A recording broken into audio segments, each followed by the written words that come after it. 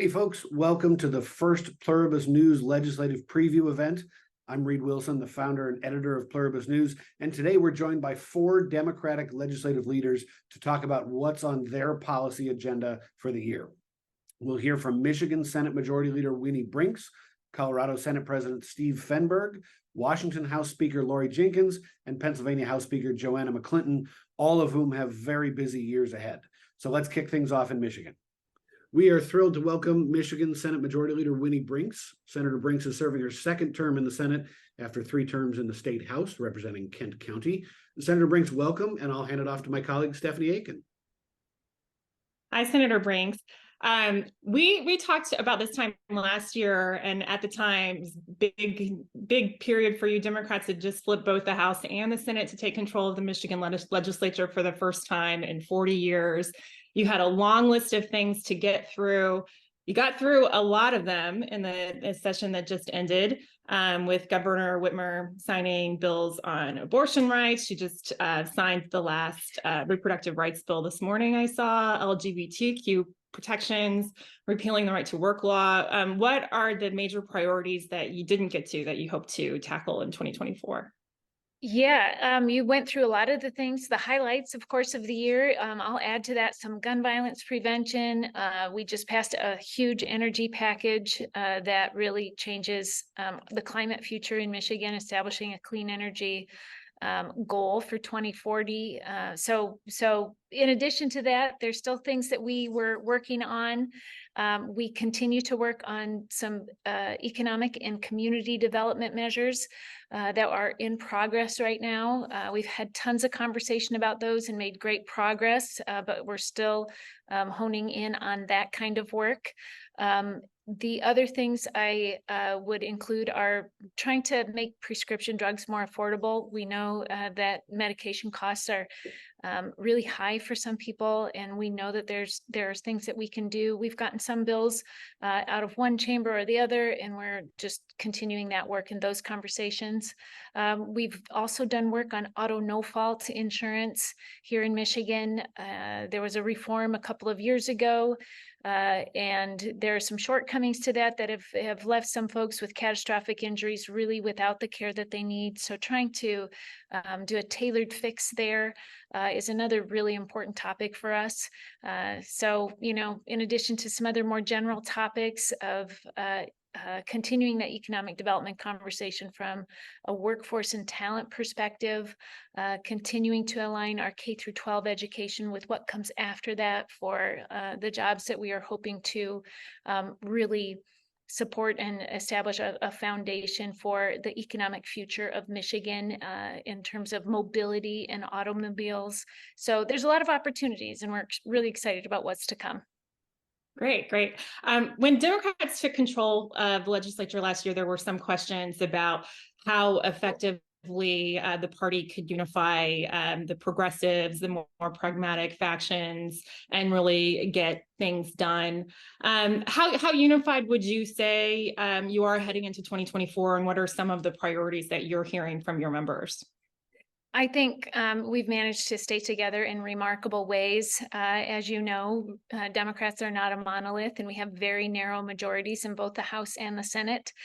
So we've really relied on the strength of our relationships and respect for one another to try and come together around bills and bill packages that we could all vote yes on, that we all understood maybe don't make everybody 100% happy, but that we can find a place to land that we know makes progress for the people of our state. So we will continue with those strong relationships.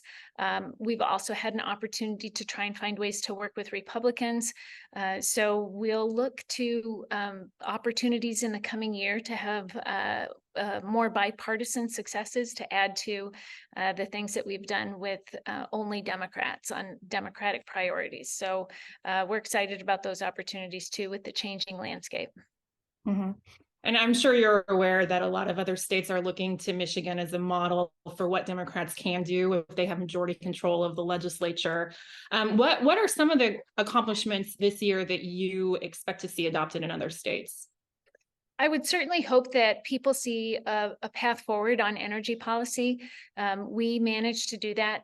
Some pretty ambitious policy goals are embedded in our bill package of 100% renewable by 2040. And for a purple state to be able to come together around that was pretty significant. That makes us a leader in our state, not in our state, but in our region as well as nationwide. And that's something that's been really difficult for a lot of states to do, even with like a pro-climate change addressing majority. So for us to be able to get that done with such slim majorities was a great feat that we're really proud of. But I also think that people in other states can learn from that, and they can take on hard, ambitious goals. The general public was very supportive of the work that we did there. So we feel like that's a great example of a policy item where we were able to go beyond what many people thought we might be able to do. Great. Sorry, my dog wants to get in on this interview. I don't know if you can hear her. Excuse that. Anything you've seen adopted in other states that you'd like to try in Michigan? Boy, that's a really good question. We've been so busy, it's been hard for us to pay much attention to things going on in other states. But we certainly have seen other states join us in addressing gun violence prevention. I think there's more work to do there on our end. And if we can, we will. But I'd love to see what other states are doing and doing well on that front. We know the public is overwhelmingly supportive of increased measures on that. So I think that there's opportunity for more there. I'm also very excited about seeing what other states are doing when it comes to post-secondary education in terms of how they connect that to K through 12 or K through 14, and how that's connected to career opportunities that are maybe less traditional than K through 12, than traditional college. What are those other things in the middle space there that we know are economically really important for us, but they're also jobs and careers that people can really build a life around. And as our economy changes around us, I think that there's a lot that we can do in that space. So that's an area I think that we can grow in Michigan in addressing better. We had a lot of time where, with just a K through 12 education, you could get a really great job and have a really solid income and a middle-class lifestyle. We kind of overcorrected maybe with emphasis on moving on to only that 4-year degree, and we're kind of making a course correction with that and talking about those other opportunities in that space between those two positions. So those are places that we could learn from other states. Mm-hmm. Great. Michigan just passed one of the country's most ambitious clean energy bills. You just referred to that, obviously, stating that 100% of the state's energy has to come from clean sources by 2040. What can the legislator do to help the state meet these goals? So setting those goals to begin with really sets us on a course where the big utilities and the smaller energy providers, from co-ops to even households, in terms of what they can contribute toward that goal, have the incentive. They know the legal environment that they will be working in for the next 17 years. They understand what those goals are and their stepped goals. So at different points, we need to achieve different levels of renewable or clean energy. So by setting those ambitious parameters, it will impact decisions that are made today about where that energy comes from, how soon we phase out fossil fuels, and how quickly we move toward clean or renewable energy. So we're really excited about being able to set forth that framework and to see the results of that. I think as far as the legislature goes, for the coming years, we'll need to pay close attention to whether or not we are meeting those goals. We'll need to be ready to react if there are issues that arise that make those goals much more difficult, or if they're easier to achieve or achieve on a faster time frame, that we are able to adjust and move even more quickly. So we'll keep an eye on all of that. Of course, keep an eye on things like affordability and accessibility and equity as these things are implemented, and be ready to address any issues that arise. But I think the biggest thing right now is that we set those goals and those priorities, and that will establish the framework for what comes next and for how we build out our clean energy future. And along with that, Governor Whitmer also just signed a directive to transition the state's fleet to zero emission vehicles by 2040. EV adoption is such a big issue in Michigan, given the significance of the auto industry in the state. What can you do in the state to speed the adoption of EVs, and how do you plan to support labor and the auto industry in the process? Yeah, I'll start with the second part first. We have, as part of our clean energy future bill package, we created an office to support workers in transition as the energy bills go into effect. So for anybody who's working in, say, the natural gas or in any part of the energy industry that relies on the use of fossil fuels, if they're working in that area, we know that some folks will be gradually those jobs will be gradually phased out. So we have established this office to help with retraining, to help with ensuring that people don't get left behind as we shift to cleaner sources of energy, and so that those skills that they have can either be utilized in new ways in the clean energy sector, or they can be reskilled. So that's one thing that we are doing to ensure that people don't get left behind, and that they still have a way to make a great living as we shift necessarily toward addressing climate change and getting cleaner energy. The other thing that the state can do is really work on infrastructure for EVs.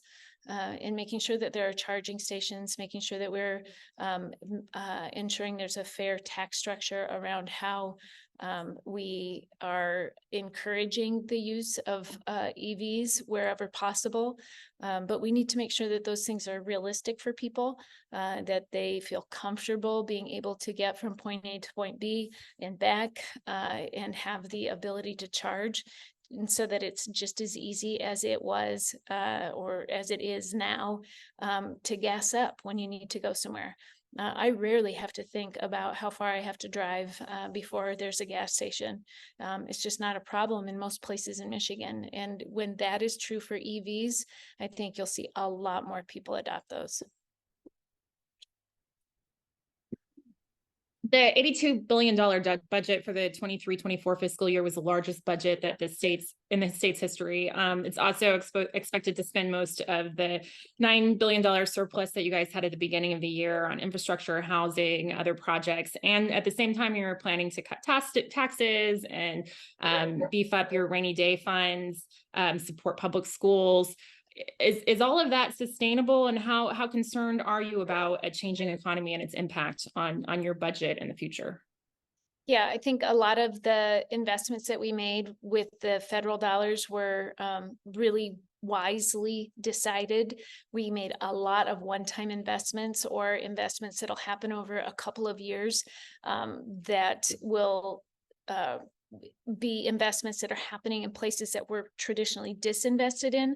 So sometimes those, are $5 or $10 million projects in cities that we're really starved of state additional resources to do really important and key things that will serve as a catalyst for other activity after those federal dollars are gone. So we were really thoughtful about that.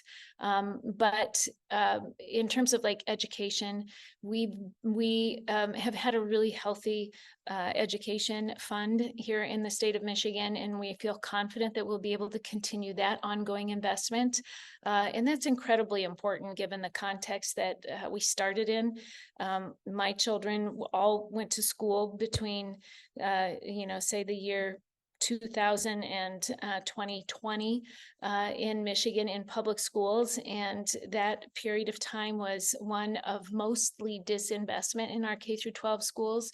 So that was an incredibly important thing for us to be able to reinvest in.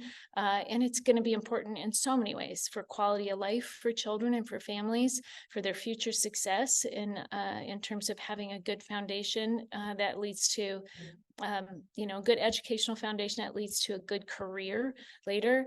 And it's important to our economy to have a well-educated electorate and workforce. So that investment is it probably above all else, one of the most important things that we did with that budget surplus and with our priority setting.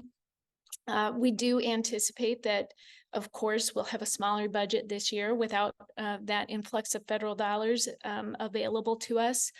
We feel confident that there are places in the budget where we can be wiser about how we are spending money, but also that we can sustain the most important parts that we were able to increase our investment in. You mentioned that you want to get back to your goal of lowering the cost of prescription drugs next year. Governor Whitmer has said that one of her priorities is passing a prescription drug affordability review board that has the ability to set payment limits on some of the most expensive prescription drugs. That's something that passed the Senate, but it didn't get through in time before the end of the legislature this year. Do you expect to come back to that idea next year? Yeah, absolutely. We are continuing our work on that. I have personally worked on this issue in my office well before I was leader. We've done tons of work with stakeholders as well as the department that would be part of helping administer this. So we are confident that we have really solid policy in those bills. They didn't get to it in the House yet. We are hoping that they will shortly and that they will join the governor and the Senate in seeing the value of this. We believe this can make the fact that it exists will make an impact on some, a small number of drugs that are very expensive for people in our state. But it also sends a message to pharmaceutical companies that they need to be very thoughtful about how they price things and not take advantage of consumers unnecessarily, so that they are on notice that we are watching and that we will hold them accountable, because people deserve to have access to those life-saving medications when they really need them. And if things are out of whack with the pricing, we're going to ask them some questions and we're going to expect answers so that our constituents are well served. Another big priority that didn't get quite past the finish line this year was paid family and medical leave. What are its chances for next year? Yeah, we're going to continue talking about paid family and medical leave. It is a big issue. I think it's an important one. There's some interaction with those policies and some other evolving issues around workforce and pay and leave. There's a court case going on currently in Michigan that could have an impact on some of the elements that may be included in a paid family leave bill. So we do have some legislation out there. We're giving it additional consideration, but we also are engaging in further study to try and figure out exactly what we can cover, how to pay for it, and what to expect of employers and employees in that equation. So there may be a point at which we can give that some space to maybe not a pilot project, but an effort to get started with some of the concepts being built in to what gets implemented. But right now there's a lot of details that need to be worked out. So we'll continue working on that. I know it's something that could really improve the day-to-day lives of so many Michiganders and their families. So I think it's an important topic for us to continue working on. Okay, last question. Michigan Democrats moved the state's presidential primary to make the state one of the first to weigh in on the Democratic presidential primary this year. And the state is also hosting a competitive Senate election for the U.S. Senate that could play a role in determining party control in Washington. What's the political climate for you as you head into 2024? Yeah, the Senate is not on the ballot, as you know, but as you said, we have a lot of races that are really important happening around us. So our first goal, of course, is to support our House colleagues and make sure that they maintain majority here in the State House. We will obviously be impacted by the national environment with the presidential. We'll be impacted by our statewide election for U.S. Senate. So we anticipate there will be a lot of attention on Michigan, as there usually is during a presidential year. We intend to use that well by talking about the things that we have done that are really popular and improve lives here in the state of Michigan. We have a great case to make for why Democrats should be in charge. We're excited to have our primary be very early in the process. We believe that Michigan is one of those states that is much more reflective of the nation as a whole than some of the other states that have traditionally been early. No offense to any of them. I'm sure they're great places, but we really believe that we can set the tone for helping elect a leader that will really put the best interest of all Americans first. So we're excited about that change. We're excited about the attention that will come to us, and we're excited about the record that we can run on. No shortage of things to watch in Michigan this year. I'm sure it's going to be the same in 2024. Thank you so much for your time, Senate Majority Leader Winnie Brinks. Thank you. It was a pleasure. Our thanks to Senator Brinks. Before we get to our next conversation, I want to ask you to subscribe to Pluribus News. We spend every day reporting out legislative trends from across the country, and we can't do it without your support. So go to pluribusnews.com/subscribe. New individual members can apply the code New Year, all caps, all one word, to get 60% off your first year's membership. All right, back to the show.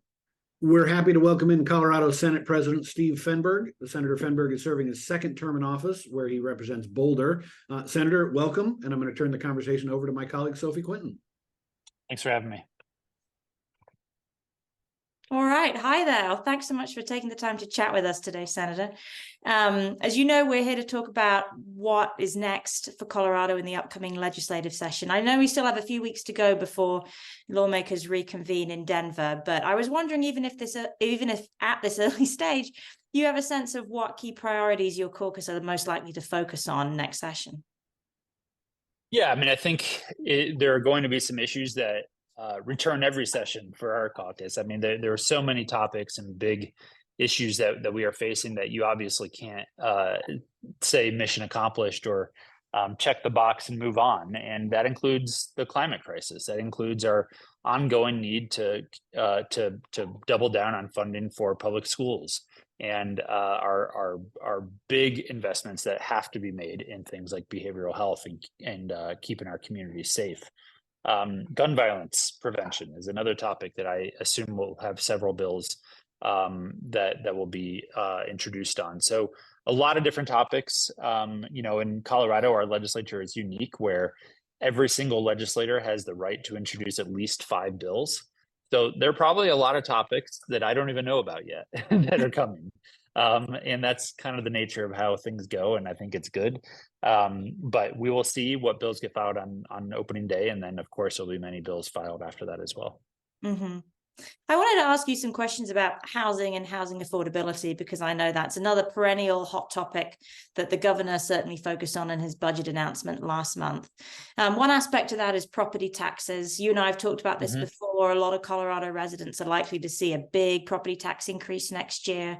The legislature has made some short-term efforts to address that, but there's also a task force meeting to talk about what a long-term solution might be. I mean, tell me a little bit about why Colorado needs a long-term solution to what's happening with property taxes in the state, and what kinds of things the task force might consider and lawmakers might think about along those lines.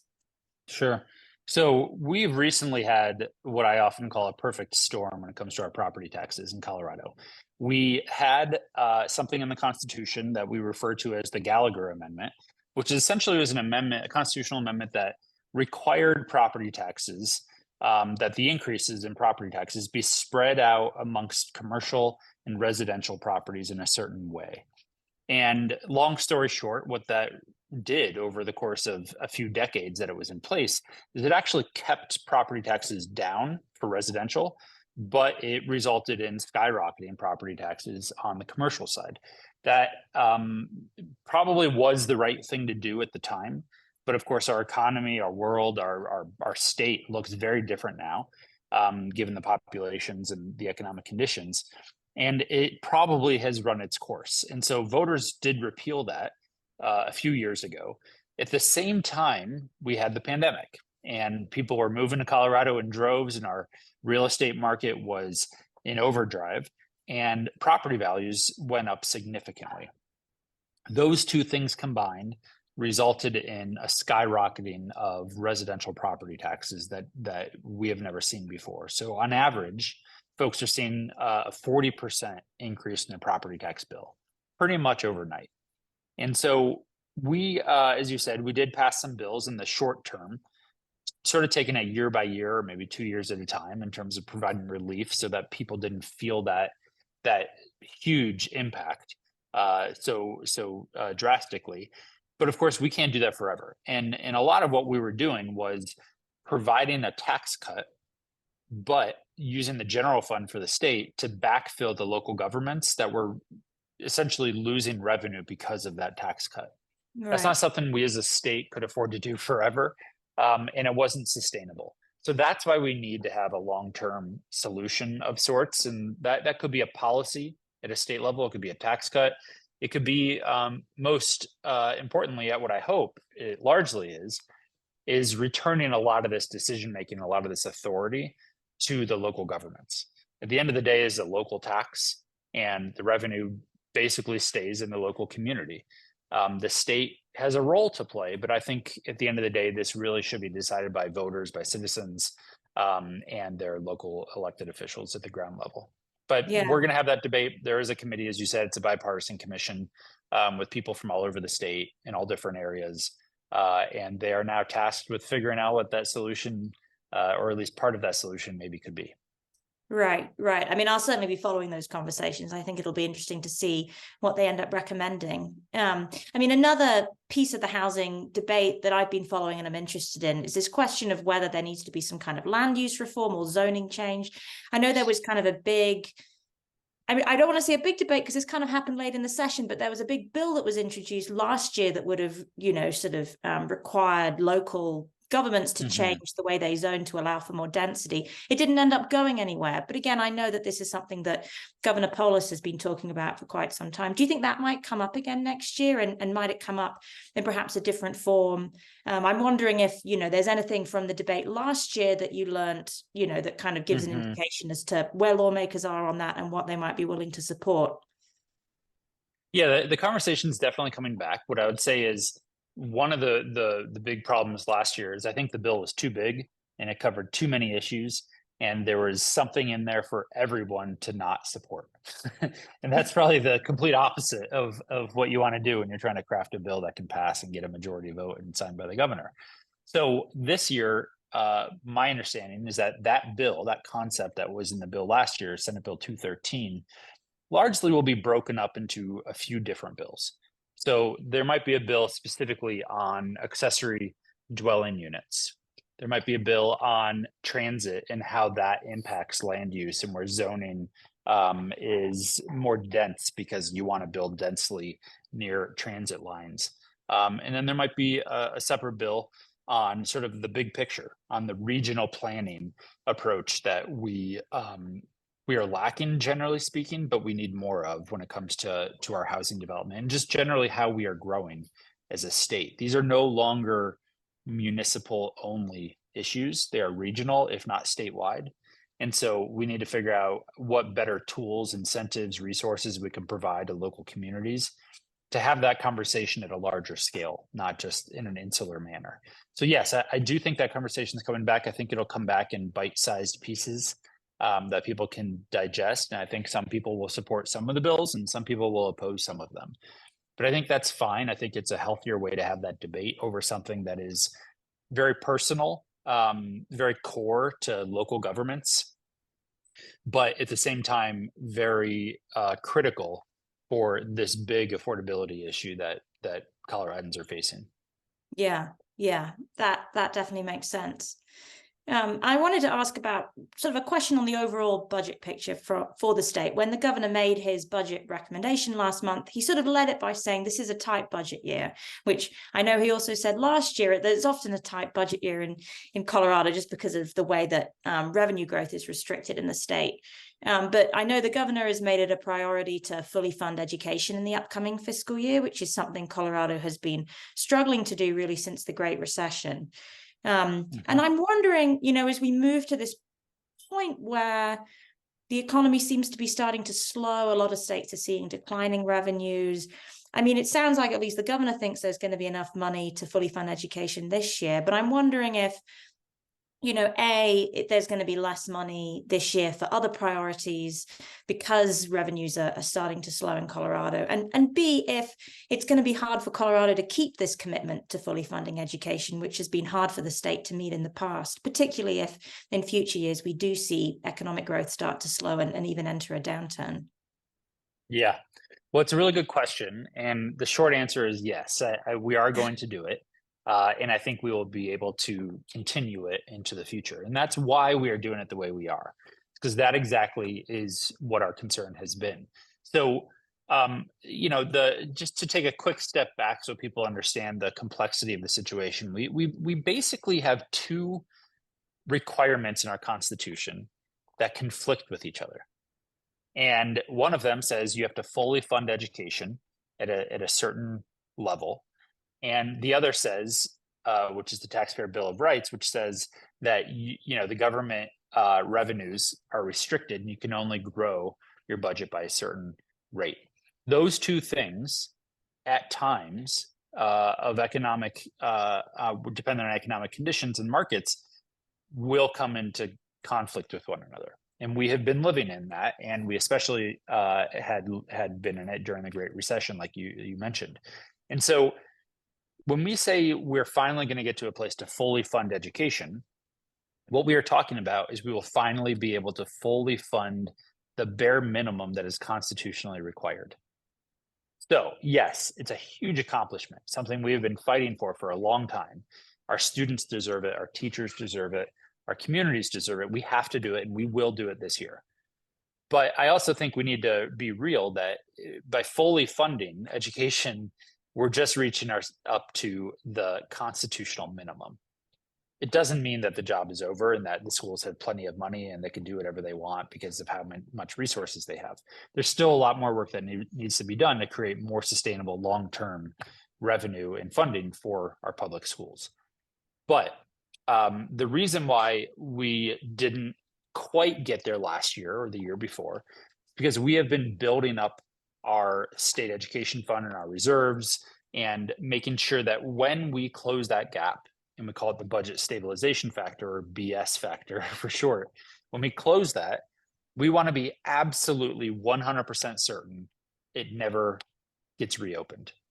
And so if we closed it prematurely, meaning if we funded fully public schools to the degree that we had to under Amendment 23, if we did it prematurely, we weren't certain that we were going to be able to sustain that level of funding. And it could have meant that come another recession, we just have to create a new budget stabilization factor, which essentially is a running IOU of how much money we owe the schools. So we are doing it now because we feel like we have finally gotten to a place. We have budgeted responsibly. We have put away money. We have forecasted in a way that we are confident that now, even in a future recession, we will have the reserves and the ability to continue fully funding schools through that period, which we didn't have before. That's partially why we are so keen on having a 15% reserve in our state budget, because that is essentially one of the ways that we ensure our schools stay fully funded even during a recession. And so we're able to do it because of smart budgeting, smart long-term planning, and we're going to do it in a way that we think is sustainable, and we're going to be able to make that promise and keep it for the long term. Yeah, yeah. I think that's something that we're hearing from lawmakers across the country, particularly in recent years, as they've had a lot of revenue coming in. There's been a real focus on how do we shore up reserves? How do we try to, guard against the next downturn? It's interesting to see, how Colorado's been doing that with an eye on, making those education commitments. We're running short on time, but I still want to ask you two quick questions. Here at Pluribus News, we cover trends in state policy. So I have a couple of trend questions for you. One is, as you reflect on what the Colorado legislature has achieved in recent years and on what your priorities might be for next year, are there any things that the state has done recently, policy-wise, that you think other states should also look to and maybe consider copying? Oh, yeah, there's a million things. I mean, of course, Colorado's the best state, and yeah. And we're leading the way on so many things. No, I mean, there are some areas that I think we have been innovative in, that states have learned from us and have now surpassed us. Specifically, I think on energy issues, that's the case. We were one of the first states to have a renewable portfolio standard. We were one of the first states to have community solar programs for folks. But we've actually fallen behind, and that's kind of a good thing. I'm glad other states are outpacing us, but we obviously now need to keep innovating and not just kind of pat ourselves on the back, but do more. But there are a lot of other issues where I think we are still leading the path. One that comes to mind just because it's timely is a couple of years ago I passed a bill after the Marshall Fire, which was in my district, and it does many things, but one of the pieces is that it requires the state to have and to keep up to date a climate resiliency plan. And what this is essentially an active plan for how we as a state are going to evolve, how we're going to grow, how we're going to mitigate the impacts of climate change, specifically on our neighborhoods, on our communities, on people, but also on our natural resources and wildlife. And that's something that just came out. The first plan was just published a few days ago. I'm very proud of that.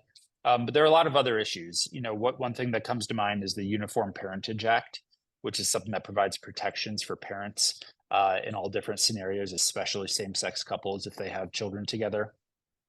Only 7 states have adopted this uniform law. Colorado has, and we've gone above and beyond. In fact, we even passed laws that protect children who are born with the assistance of assisted reproductive technologies. So sperm donor or an egg bank child that's born from those technologies. We have laws on the books that protect them. No other state does. And so that's another interesting area that I think Colorado is looking at the forefront and really being sort of a leader, that I'm confident and hope that other states will adopt some of those types of policies in the near future as well. Yeah, that's interesting. And just flipping that question around, are there any things that have been a real hot topic in other states last session or in past years that you think, hey, maybe Colorado should take a look at this? Or I'm pretty sure that, there's someone in my caucus who's going to bring up a bill on this session. I mean, is there anything that you're seeing in other states that might be coming to Colorado next? Well, I think there are several examples of that as well. I think we are constantly looking at other states and what they are doing to be strategic in addressing gun violence across our communities. Obviously, Colorado, every state is unique and our communities are different, but there's still lessons that can be learned. And I think we will probably be seeing some bills this year on gun violence prevention based on what we've learned from other states. Another big topic that's top of mind right now is transportation. We have made a lot of progress on having sustainable funding sources for our infrastructure in Colorado, but we did that after looking at what other states have done. We are far behind states like Kansas or Utah, and so we have finally already gotten us to a place where we're now on a more sustainable path. But now we're looking at what's next, and I think one of the things that's next is passenger rail. That's something that we've been working on for a few years. It's a promise we made to voters many, many years ago that we weren't able to keep. But now with federal funding and partnerships, I think we are finally at a place where we're going to be able to complete those projects and those promises. And I think you install front range rail and massive rail projects in a state like Colorado, and I think you transform the state in terms of how people get around, has a big climate impact, as well as an economic development impact. So I'm excited about that and learning from other And states. you're on how talking they there the about implements of passenger this. rail corridors that would connect like Colorado's major cities, essentially, like around, Exactly. yeah, on the eastern side of the Yeah. state. So the big one is front range rail, which would be from Pueblo to Fort Collins, essentially the length of the state. Yeah. But then there's a lot of multimodal and transit offshoots from that. Once we have that as a spine, and we're also talking about mountain rail to start providing relief for people on the front range to go west and vice versa. Yeah, got it. Well, that's a lot on your plate. Best wishes for a productive session next year. And I think that's all we have time for. So I'm going to say thank you very much for joining us today, and hand it back off to Reed if he has anything more to say in closing. Thank you, Senator Fenberg. Hey, don't forget to sign up for our next event, the Red State Legislative Preview, happening on Thursday at 2 p.m. Eastern. Go to pluribusnews.com to register for free today. All right, next up, my home state, Washington. We're happy to welcome Washington State House Speaker Lori Jenkins. Speaker Jenkins is in her 7th term in the State House, where she represents Tacoma. Welcome, Speaker Jenkins, and I'm going to turn the conversation over to my colleague, Austin Jenkins. Hello, Speaker Jenkins. It is a 60-day election year session, so it's a fast one. Let's just begin with your top priorities for the upcoming 60 days. What are 1 or 2 or 3 things that you want to see majority Democrats get done? Yeah, thanks. Thanks, Austin. It's good to see you. I really think that we'll be maintaining our focus on housing. And stabilizing housing for people will be a very important priority. I think for our caucus, the affordability of childcare and continuing to expand childcare is going to be a really important piece. Our work on behavioral health and substance use disorder, which we have worked on, you and I have talked for a decade now about the work there, will continue, and I'm happy that we're making progress. And then continuing our Climate Commitment Act investments and addressing climate change, I think, are all going to be big things this session. There are so many sort of intractable issues that the state of Washington is dealing with: homelessness and housing, the fentanyl crisis, behavioral health, which you mentioned. And then, of course, there are all of the issues that are burbling up in individual districts. What are you hearing from your members in the House Democratic Caucus about their particular priorities? Anything that sort of seems to be rising to the top? Yeah, well, I mean, I think I would say that our caucus has met. So those priorities that I gave you are priorities really that our caucus has discussed a lot. But, I toured around and visited probably 90% of the members, Democratic and Republican, across the legislature over this interim. And housing remains a really challenging issue, addressing homelessness. And the costs of housing remain a really big issue. Just as an example, Austin, for me, I met with constituents in my district, and I had a senior who's on a fixed income bring me a whole packet of information showing that her rent has increased 70% over the last 2 years. She is not able to stay in her apartment. She has no possibility of increasing her income. And so figuring out how we address some of these issues I think is going to be important. We may have different approaches to doing that, but I do think that there is a lot of common ground in the legislature on that, on addressing housing and housing costs, and making sure people aren't, because of housing costs. All the data tells us that's a big reason why people end up unhoused is housing costs. So figuring out what we do there. I guess one of the things I would say, though, is that one of the things I've learned is these problems are not intractable. They may take a long time to solve, but we do start to see progress. In behavioral health, for example, this is something that you and I have talked a lot about over the last decade. We are nowhere near the end of what we need to do, but in terms of bed capacity on both the forensic side and the civil side, we're starting to see that the projections for bed need and the capacity that's being built are starting to get closer and closer.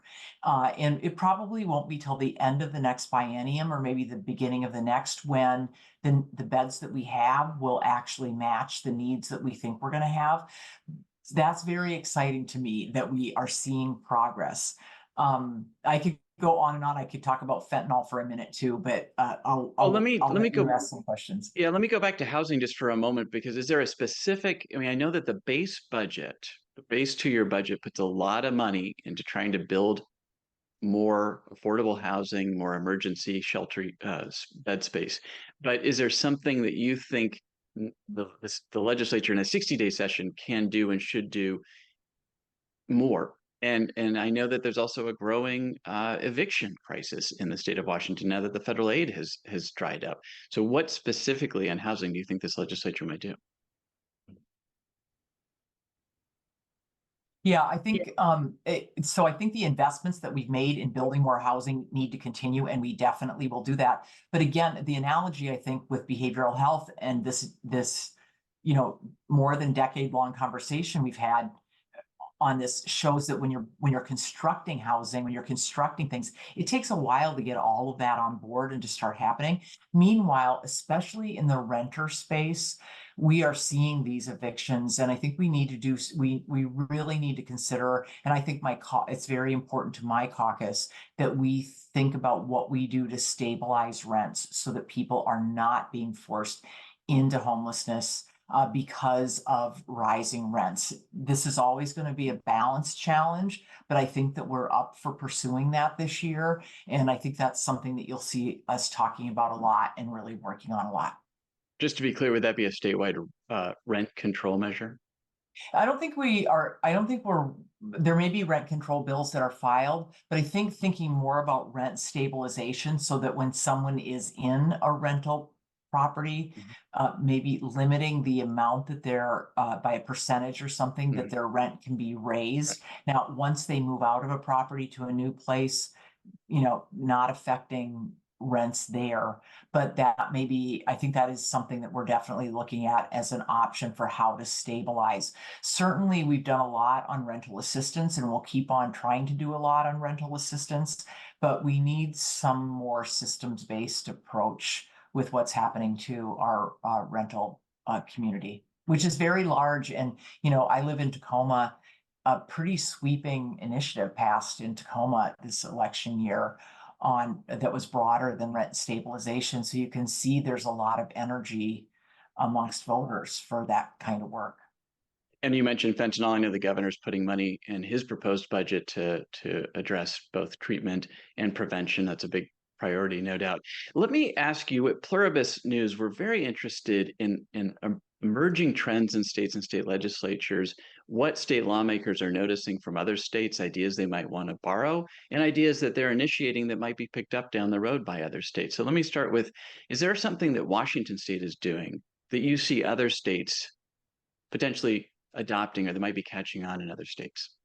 Protecting a woman's right to choose. Protecting bodily autonomy. I think Washington has led the way on this.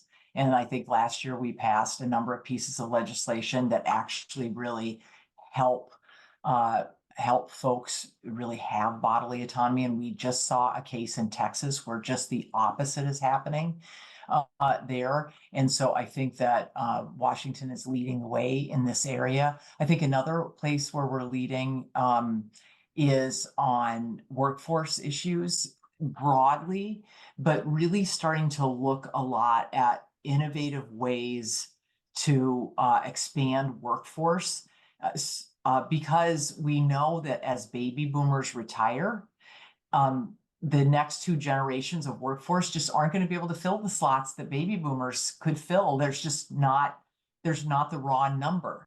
So we have to continue providing education and training supports and things like that. But even if we did that to the absolute best we could ever do, it still won't fill all of the openings. And I think we see this in healthcare a lot.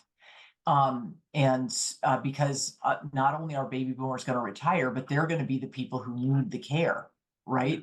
And so I think that we're doing a lot of work trying to be innovative in this area. I think maybe the next place where we go is really looking that, the federal government needs to do work on immigration reform, but we really need to look at folks who immigrate to the US and to Washington State who have lots of great training background, but because of some of our requirements are prohibited from entering lots of medical fields. And do we, what should we be doing to Some open those licensure up changing, more? perhaps. Yeah. Wait, is there anything that you've spotted that another state is doing that you are interested in importing to Washington State? I Putting you in the will spot here. comment. I will comment on a thing that we did a couple of years ago that has really been working. That it was on catalytic converter theft. And Cindy Ryu, Chair Ryu, went to a national conference of state legislators, I think, and heard some suggestions about what to do. We came back, we implemented the policies that she heard from other states, and that's having a real effect here in Washington State.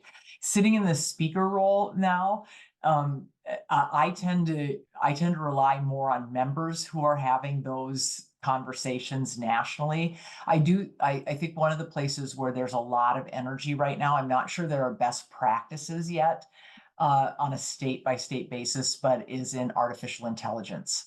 And I think that we definitely have members who are working cross-border with other states to look at what we might be doing in that AI realm. Well, that was going to be my next question. I mean, that is a hot topic among state legislators, a trending topic, something we expect to see a lot of action on in 2024. I know the Attorney General in the state of Washington has a proposal for an AI task force, and I know some of your members have been, as you've alluded to, working on this issue. What reasonably would you expect to emerge from a short election year, 60-day legislative session in 2024 as it relates to AI in Washington State? And I know, by the way, this year, a deep fake election law passed the legislature, but what do you expect next year? Yeah, well, I smile, Austin, because I always think like pre-session, it's too early to give up hope on anything.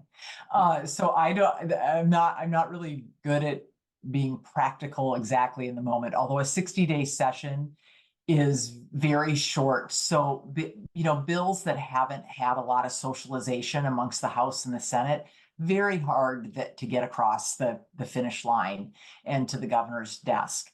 But I would hope that the AG's bill on a task force is able to move. I know Representative Shavers, for example, there are a lot of other members who are doing AI bills, but Representative Shavers has talked to me about a fairly comprehensive bill that he's working on. Again, it may just be a vetting year for that. I don't know if, it'll move or what the reaction will be to it, but I do think we have a number of options there. I was thinking this morning about my analogy about a 60-day session, and in my mind, it's kind of like a rodeo. You're trying to ride the bull for 8 seconds and stay on the bull. And some bulls are harder to ride for 8 seconds than others. We'll see if this session is a hard riding 8 seconds or a more easy riding 8 seconds. I think this is the first time I have ever heard a legislative session compared to a bull riding event. I'm marking the moment. Just a couple of minutes left and just a couple last questions. One has to do with, you mentioned the Climate Commitment Act, which to the uninitiated is Washington's cap and trade system. It borrows from, and I think backers of the Washington system would say it improves upon California's existing program. It's bringing in a lot of money. The cost of the credits is a lot higher than was anticipated. There's a lot of pain at the gas pump, and now there's an initiative from opponents to repeal this, and it's an initiative to the legislature, so it lands on your front doorstep. If you don't do anything with it, it goes to voters. You could also send out an alternative. You could make some changes to the cap and trade program and send that out to the voters alongside this repeal initiative. What do you think the legislature should do? I think it's really too soon for us to know. One, it still has not been validated as having made the ballot, so we have to see that. I know members are talking. Presumption is it will qualify. Right. I do think that is the presumption. I mean, if they didn't turn in any more signatures after the group of signatures that they turned in about a month ago, they maybe wouldn't make the ballot, but I'm assuming they're continuing to gather signatures that they will turn in at the end of the year. So I think it's a very, very rare thing for the legislature to present an alternative. I think the most recent data that I saw said something like 3 times Yeah. in the history of initiatives to the legislature. So I don't think that's impossible. I think that's unlikely. I think it's we will not adopt an initiative to Do you- repeal the Climate Commitment Act. So I think it's likely going to go to the ballot. And do you think it can survive a vote of the people? This is a I think that signature plank of the governor's climate change agenda. Do you think voters would uphold it? I think it'll be a very hard fought campaign, but I think overall Washington voters very much see climate as a threat. And every year we see it more and more close to us, the threat actually being present for us. I think young voters in particular are very worried about this. And so I do think that the initiative can be defeated at the ballot, but it's going to take work. It's going to take education. It's going to take explaining it to people. I also think that it is true that gas prices in Washington, for example, have been very high. But when you really look at things like looking at the lack of transparency related to how big oil is pricing these carbon products is unacceptable. And the in governor Washington. has a proposal to adopt something similar to what California has done to try to Yep. build some transparency into gas prices. I know we're out of time. I want to sneak in one last question, and that is that the conservative activists behind the cap and trade repeal effort have several other initiatives they hope to qualify that would essentially undo years of work of majority Democrats in Washington, including repealing the capital gains tax that passed a couple of years ago, undoing a long-term care benefit that is now in place, and people are seeing that taken out of their paychecks to start to pay into that. What do you think? And that this group is very optimistic about qualifying several of these initiatives. Are you concerned that major planks of the Democratic platform over the last few years are on the verge of potentially being repealed at the ballot? Well, I think, Austin, first they have to make the ballot. But I guess one of the things I want to say is one of the great things about Washington State is that voters do have the chance to speak on these things, not only through their legislature and legislators, but by being a legislature themselves and to vote on initiatives that make the ballot. I feel very strongly that the gains tax would be retained, that the long-term care act will be retained, but it won't be easy to do any of those things. Part of this is really engaging the public and talking about these things, and that's a great opportunity for a campaign and legislators to motivate. One might think that the real reason for many of these is just to try and motivate a base that won't be motivated by their eventual presidential nominee, Donald Trump. Well, we're going to wrap it up there. Good luck in the upcoming 60-day session. Thank you, Washington State Speaker of the House, Lori Jenkins, and let me send it back over to Reed Wilson. Thank you, Speaker Jenkins. We bring you these events for free, but Pluribus News members get access to lots more events with legislators and lawmakers from across the country. So please join us today and support our work. Pluribusnews.com/subscribe. Use the coupon code New Year at checkout and get 60% off. All right, on to our final interview of the day. We're happy to welcome Pennsylvania House Speaker Joanna McClinton to our virtual stage. Speaker McClinton is serving her 5th term in the State House, where she represents parts of Philadelphia and Delaware County. So welcome, Speaker McClinton. Thanks for being here. Such an honor to be here and speak to your guests. Thank you so much for having me. Well, I want to start with a little recap of what's been sort of an unusual year in Harrisburg. Democrats captured control of the House in the midterms, but a vacancy sort of delayed your rise to the speakership. What's it been like operating with such a narrow majority? It definitely keeps one on her toes. We have not had a narrow majority in my entire tenure in Harrisburg. When I started, there were 82 Democrats and 121 Republicans. So I have seen the exact opposite until this year. Last November, Pennsylvania voters rejected the cynicism, the hatred, and the extremism from Harrisburg Republicans and elected 102 Democrats or in districts that elected Democrats in the majority of the districts. So it has given us the opportunity to take leadership on a lot of issues that we have been making noise about in the minority, but not able to change policies. Work across the aisle, first in our chamber, and then, of course, in the Senate, controlled, which is controlled by Republicans, and get some good bills to the governor's desk. Yeah. Now you mentioned the Senate Republicans. Pennsylvania is one of only two states, about to be one of only one, the only state with divided control in the legislature. And divided control always means sort of priorities get watered down. But what's on your plate for next year? What is the House going to do under your leadership? So we have a lot of things that we didn't complete, but the good news is we're a full-time legislature and we have until the end of November to get some things done. So a lot of the things that we want to do include raising the minimum wage. Pennsylvania is the only state in our entire region that has $7.25 that's stuck at the federal rate. So we look forward to doing that. We want to do gun safety. We're living in a different time, and even in a state that's very rural like Pennsylvania, has a lot of conservative ideas. We've seen children, audiences, people come under attack with mass shootings. We've seen our law enforcement come under attack. We want to do gun safety. We want to limit these incidents and save lives. We also want to give justice to those who survived childhood abuse. That's a big bill that got bipartisan support last session. We want to see that get across the finish line in 2024.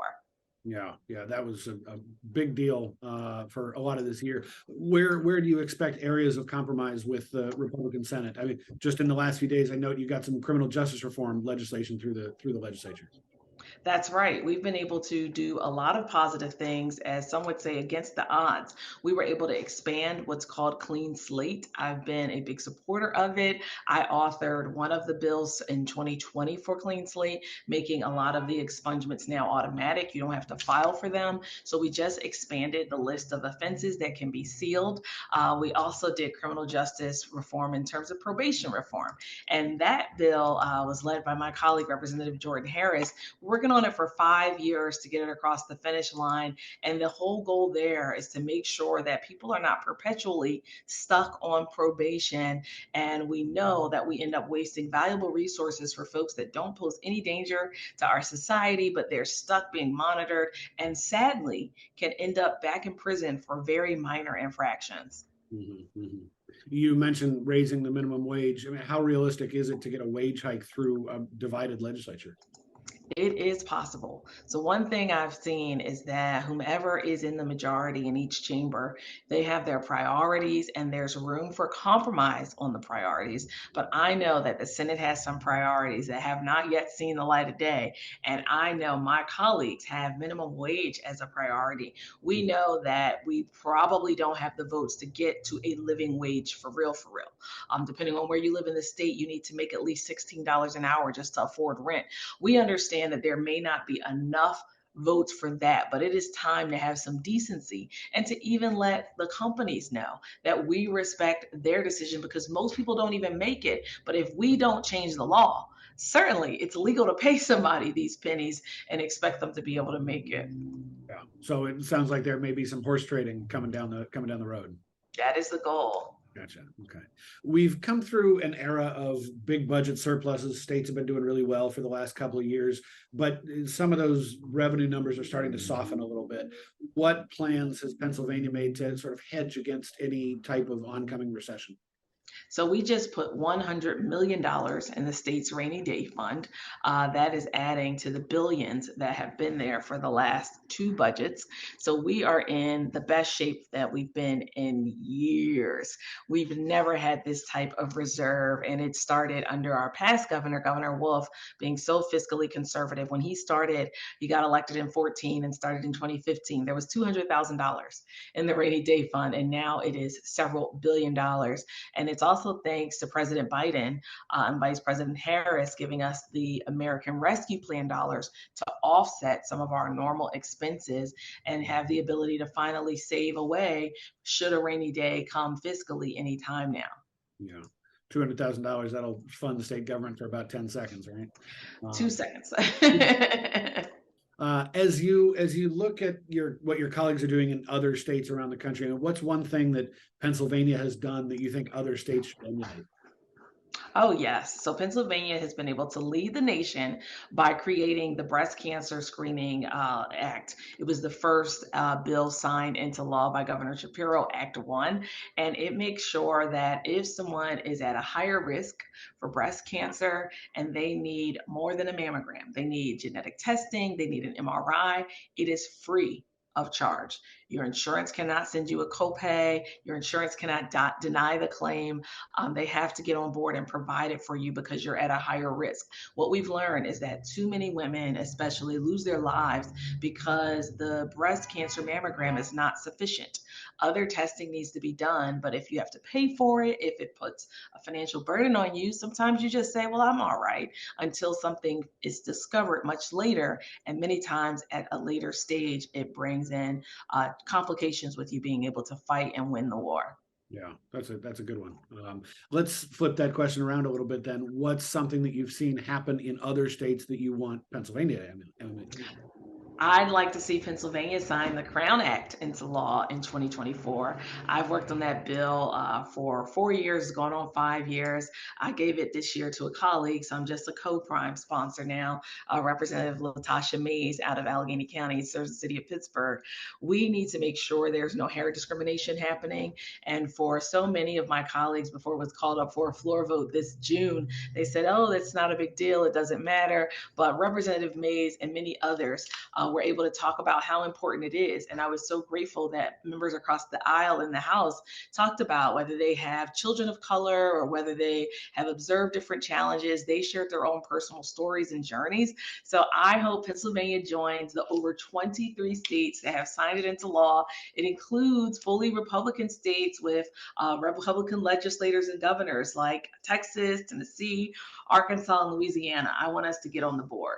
Yeah, that's been a big bipartisan bill in a lot of states. I think you're the only legislator we've interviewed who comes from a swing state. Tell us about the political climate in Pennsylvania as we head into 2024. What's going to decide the legislative elections, the congressional elections, and ultimately the presidential election?